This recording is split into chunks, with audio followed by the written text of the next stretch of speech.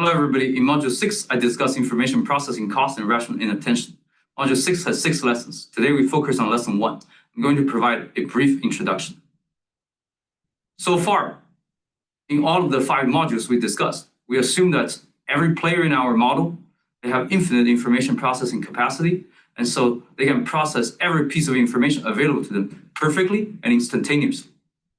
What that means is that those players, they may lack information, but they do not lack the ability to process it. So long as they have information, they will have the ability to process that perfectly and instantaneously. We know that this assumption is not true in reality. People have limited amount of time, have limited amount of attention. You only have 24 hours per day. And those 24 hours, you have to pay attention to different tasks. So in order to match theory with the predictions in the data, we do need to incorporate information processing costs into our models. The early literature on information processing costs, they usually do not differentiate between information processing and information acquisition cost. What they typically do is they assume that investors, after incurring some cost, is going to acquire some signal about firm's fundamental value. The signal can be precise, can be completely revealing of the fundamental, or it can be noisy. And in case when a signal is noisy, the cost can vary with the precision of the signal. The focus of the early literature is on how varying information acquisition costs would affect capital market outcome through investors' information acquisition decisions, which are assumed to be endogenous. Let's first look at Grossman-Stiglitz. We discussed this model in Lesson 3 of Module 1. In the discussion there, we assume exogenous proportion lambda of traders that are privately informed. If they are privately informed, they would observe a private signal that is informative of the firm's terminal value, U, with precision S. Lambda, of course, can be endogenized, and it is endogenized in the original Grossman-Stiglitz paper by stating that if you want to acquire this private signal, you have to incur some information acquisition or processing cost, C.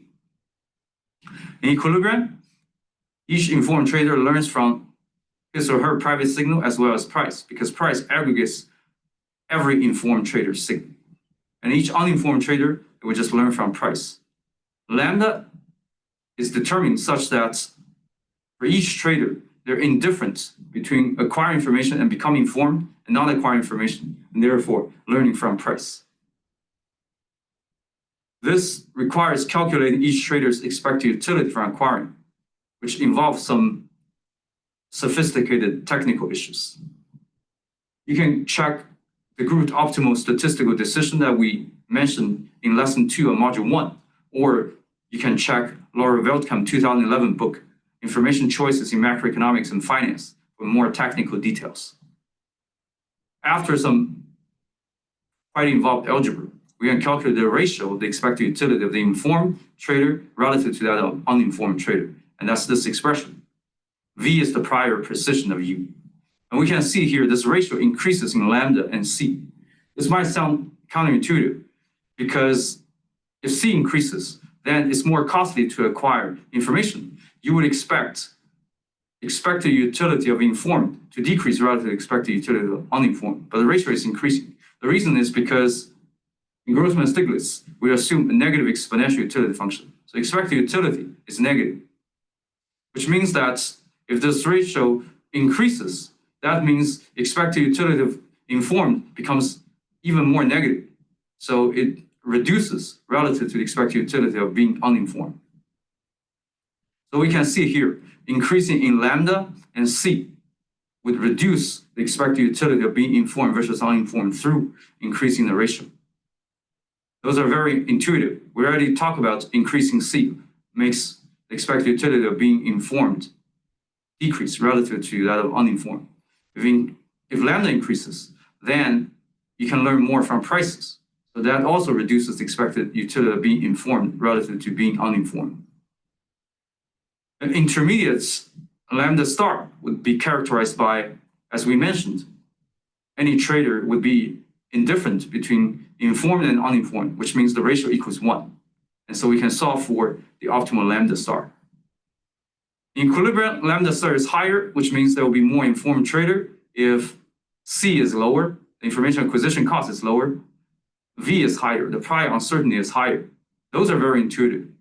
If it's less costly to acquire information, then of course, more people will acquire information. If the prior uncertainty is higher, then there's more value from acquiring information. So there will be more trader who acquires information. However, lambda is ambiguous in S, the precision of the private signal. The reason is there are two opposing forces. First, everything else being the same, more precise private information is going to increase the benefit of acquiring information because you have a more precise signal. However, everything else is not the same. On the other hand, if the private information becomes more precise, others, when they acquire private information, they're also going to acquire a more precise signal. So that means price is going to reflect the more precise private signal. So price informedness is also going to increase. So the benefit of learning from prices also increases. So that's why you have these two opposing forces. And in general, the proportion of informed traders is ambiguous in the private signal precision. Now let's look at a second example, Ghost and Yang. They review this existing literature on how public disclosure affects costly private information acquisition. And they consider a more general information acquisition technology. In Grossman-Stiglitz, you incur a fixed cost, C, and then you got the signal. In Ghost and Yang, there is a fixed cost of information acquisition and there is a variable cost of information acquisition. The variable cost increases with the precision of the private signal. And their focus is on how public disclosure affects both the intensive margin and extensive margin of information acquisition. Intensive margin means that conditional on traders acquire information, how precise the information they acquire. They focus on symmetric equilibrium, where every trader, if they acquire information, acquire the same amount of precision.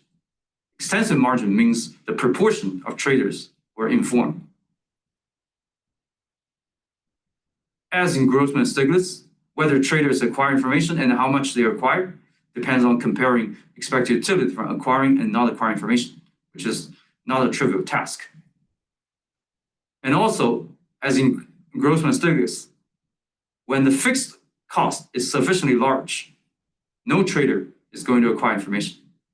When the fixed cost is sufficiently small, all informed traders are going to acquire information. When the fixed cost is in the middle, then some traders, between 0 and 1 proportion, is going to acquire information. We discussed this case in Grossman-Stiglitz in the previous few slides. And what Grossman-Yang show is that more precise public disclosure is going to crowd out private information acquisition in both the intensive and extensive margin. If the fixed cost is sufficiently small so that everybody acquires information, so mu star equals 1, then more precise public disclosure is going to reduce the precision of the information that those traders acquire. If the fixed cost is in the middle, such that there is going to be some proportion of traders that acquire information, then more precise public disclosure is going to reduce the proportion of traders who acquire information. I mean, those results are all very intuitive. More precise public disclosure, of course, increases the expected utility of not acquiring private information because you can just learn information from public disclosure. Therefore, reduces the benefits of acquiring private information, so less people do it. And this crowding out effect results in the effect of more precise public disclosure on capital market outcomes. It's going to be ambiguous, which we briefly discussed in lesson 4, module 1. Because less private information acquisition is going to reduce price informedness, it's going to reduce return volatility, and it's going to increase cost of capital. And this is in the opposite direction of more precise public information. And this indirect effect could dominate the direct effect of public disclosure. And of course, whether the direct effect or indirect effect dominates depends on the information acquisition cost technology. The Ghost and Yang papers show that whether or not less information acquisition occurs in an intensive or extensive margin is crucial for which effect dominates. Their results show that extensive margin tends to have a stronger indirect effect than intensive margin. Essentially, the proportion of traders who choose to acquire information is going to have a bigger impact on capital market than if every trader is acquiring information and they just acquire less information. They also show that, as we discussed in lesson 4 module 1, more precise public disclosure has an unambiguous positive effect on liquidity, because less private information acquisition also improves liquidity by reducing information asymmetry. So more precise public disclosure and less private information acquisition moves liquidity in the same direction. Recent literature starts opening the black box of information processing cost. The Blankspool et al. 2020 JE review paper provides a nice framework to think about different dimensions of information processing cost. They divide information processing cost into 3 components. Awareness cost means that you got to be aware that certain information sources may exist or certain information events may happen. For example, I may not be aware that a firm is announcing earnings today. And then there's acquisition cost, means that even when you're aware that certain information sources may exist, you still need to extract this information from the sources. Even if I know that the firm is announcing earnings today, I still need time to extract information that are relevant for my decision making from the earnings reports. And then the third is integration cost, which means analyzing information for decision making. So the information is there, I extract them, I still need to analyze them to determine what I'm going to do next. And so the old literature on information processing cost, or information acquisition cost, can in general be viewed as a combination of all 3 types of cost. In Ghost and Young, one can think of the fixed proportion of information cost as awareness cost.